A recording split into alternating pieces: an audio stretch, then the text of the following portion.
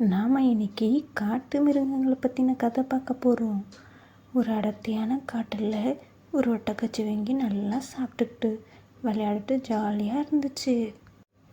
ஒரு நாள் எப்பயும் போல் ஒட்டகச்சிவிங்கி சாப்பிட்டுட்டு இருக்கும்போது ஒரு குரங்கு பக்கத்தில் வந்து உட்காந்து அழுதுட்டு இருந்துச்சு. அது பசியில் அழுதுன்ட்டு தெரிஞ்சுக்கிட்ட ஒட்டகச்சிவிங்கி அது சாப்பிட்டுட்டு இருந்த மலையிலேருந்து பழங்களை பறித்து குரங்குக்கு போட்டுச்சான். குரங்கு அதை சாப்பிட்டுட்டு தெம்பாக இருந்துச்சான்.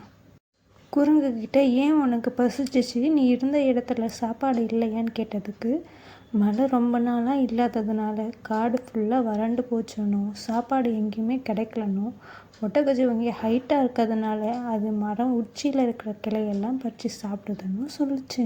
உடனே ஒட்டகச்சிவிங்கி காட்டு ராஜாவான சிங்கத்துக்கிட்ட போய் இதுக்கு நம்ம தீர்வு காணலான்னு சொல்லிச்சு.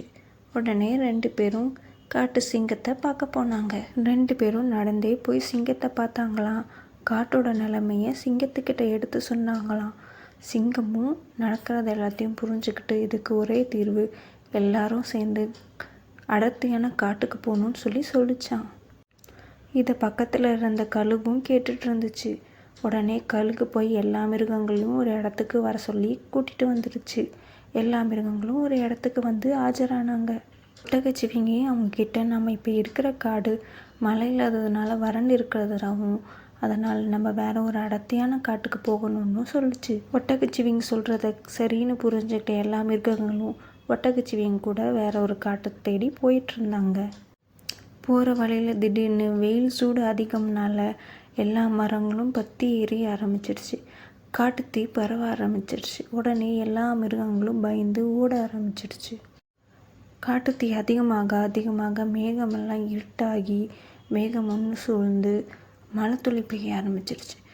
உடனே எல்லாத்தையும் அணைஞ்சிருச்சு. மிருகங்களும் மழை வந்ததை பார்த்து சந்தோஷத்தில் ஜாலியாக இருந்தாங்க.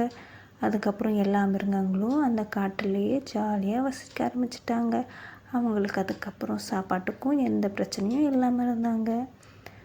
மிமி, திக்கு கதை நல்லா இருந்துச்சா? தூங்கலாமா? சமத்தா தூங்கணும், சரியா? Good night.